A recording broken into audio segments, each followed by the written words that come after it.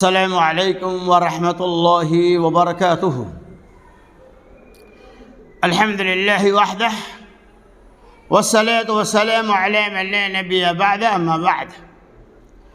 عن ابی ہریرہ رضی اللہ عنہ قال قال رسول اللہ صلی اللہ علیہ وسلم كل عمل ابن آدم يضاعف الحسنة بعشر أمثالها إلى 700 ضعف، قال الله تبارك وتعالى إلا الصوم فإنه لي وأنا أجزي به، رواه متفق علیہ۔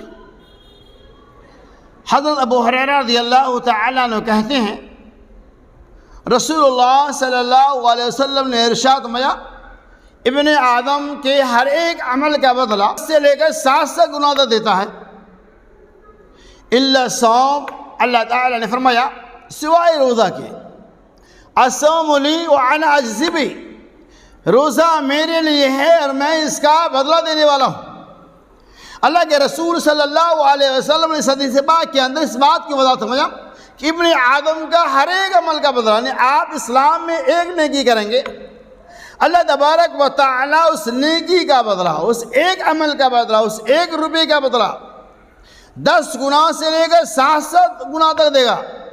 700 ضعف، 700 گنا تک اللہ تبارک و تعالیٰ اس کا بدلہ دے گا۔ قرآن نے کہا واللہ یضاعف لمن یشاء، اور اللہ تبارک و تعالیٰ چاہے تو اور زیادہ بڑھا چڑھا کر دے گا۔ لیکن روزے کے بارے میں قال اللہ تبارک و تعالیٰ الصوم لی وانا اجزی بہ، اللہ نے فرمایا کہ روزہ میرے لیے اور میں اس کا بدلہ دوں گا، یعنی جتنی بھی عبادتیں ہیں وہ تمام عبادتیں اللہ کے لیے ہیں، ان تمام عبادتوں کا بدلہ اللہ تبارک و تعالیٰ ہی دینے والا، چاہے نماز ہو، روزہ ہو، حج ہو، زکوٰۃ ہو، صدقات ہو، خیرات ہو۔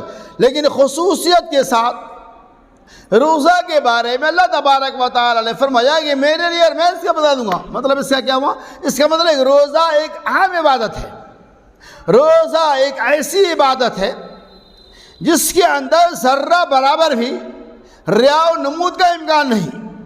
روزہ کے علاوہ جتنی عبادتیں ہیں ان تمام عبادتوں کے اندر گرچہ آپ ریا نہیں کرتے ہیں، دل کے اندر ریا نہیں ہے، لیکن عمل کے اندر ریا کا ظہور ہوتا ہے، ظاہری طور پہ ریا ہوتا ہے، دکھاوا ہوتا ہے۔ آپ نماز پڑھیں گے ایک دوسرے کو دیکھے گا، حج کریں گے دوسرا دیکھے گا، دوسری عبادت دے رہے ہیں کوئی نہ کوئی دیکھ لے گا، حتیٰ کہ اگر آپ زکوٰۃ اور صدقات وغیرہ دیتے بہت زیادہ چھپا کر دیتے ہیں۔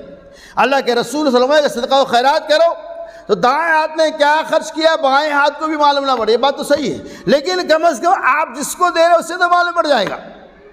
لیکن روزہ ایک ایسی عبادت ہے کہ جس کا تعلق خاص فی نفس ہی سے ہوتا ہے، جس کا تعلق انسان کی اپنی ذات سے ہوتا ہے، اور اس کا تعلق ڈائریکٹ اللہ تبارک و تعالیٰ سے ہوتا ہے۔ تو گویا کہ روزہ کے اندر اخلاص ہے، روزہ کے اندر ذرہ برابر بھی ریا و نمود کا امکان ہے ہی نہیں۔ اسی بنیاد پر اللہ تبارک و تعالیٰ نے فرمایا کہ الصوم لی وانا اجزی بہ، روزہ میرے لیے ہے اور میں ہی اس کا بدلہ دینے والا ہوں۔